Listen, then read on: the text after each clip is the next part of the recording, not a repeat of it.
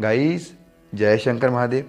Guys, क्या आप जानते हैं क्यों प्रभु श्री राम पृथ्वी लोक पर माता सीता के वियोग में तड़पते रहते हैं? क्यों उनकी सेना के सहायक बानर होते हैं? क्यों एक ब्राह्मण के घर में 2 राक्षस प्रवृत्ति के पुत्र जन्म लेते हैं? अगर नहीं तो कुछ हटकर कुछ नई जानकारी के साथ चलिए वीडियो को शुरू करते हैं।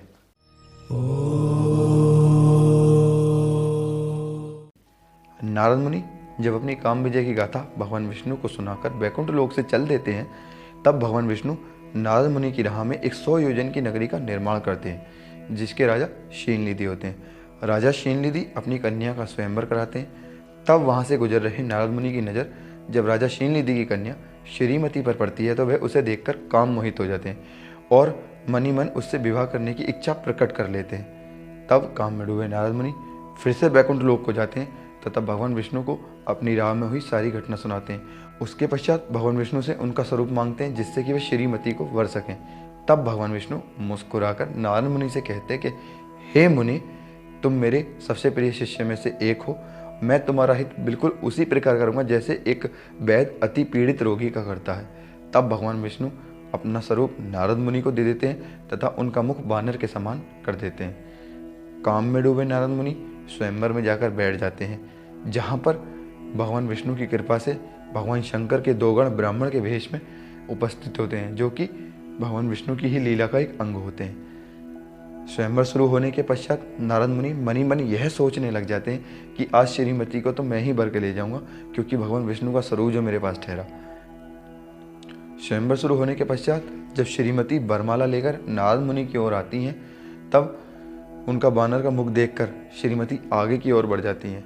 तभी वहाँ पर खड़े भगवान शंकर के 2 गण उनका मजाक उड़ाते हैं, लेकिन काम में डूबे नारद मुनि उनकी बात को सुनकर अनसुना कर देते हैं तथा यह सोचने लग जाते हैं कि आखिर श्रीमती ने उन्हें वर के रूप में क्यों नहीं चुना।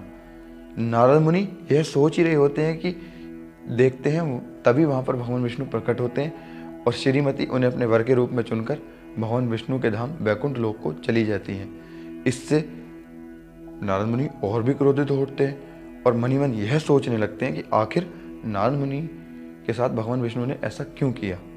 क्रोध में लाल नारद मुनि अभी तक यह नहीं समझ पाते हैं कि वह कामदेव के वश में है। तभी नारद मुनि की नज़र भगवान शंकर के दोनों गणों पर पड़ती है, जो कि निरंतर उनका मजाक उड़ा रहे होते हैं। तब क्रोध में लाल हुए नारद मुनि भगवान शंकर के गणों के पास जाते हैं और उनसे उनका मजाक उड़ाने का कारण पूछते हैं। तब शिवगण कहते हैं कि हे मुनि, तुम बेकार में ही काम मोहित हो रहे हो और अपने स्वरूप से राजकुमारी को पाना चाहते हो। एक बार अपना मुख दर्पण में तो देखो। तब शिवगणों की बात सुनकर नारद मुनि जब अपना मुख दर्पण में देखते हैं, तो वह वानर के समान अपना मुख देखकर अति क्रोधित हो जाते हैं और क्रोध में आकर शिवगणों को श्राप देते हैं कि ब्राह्मण के बीज से उत्पन्न तुम राक्षस हो जाओगे तथा ब्राह्मण की संतान होने के बावजूद भी तुम आकार तथा कर्म में राक्षस के समान हो गए।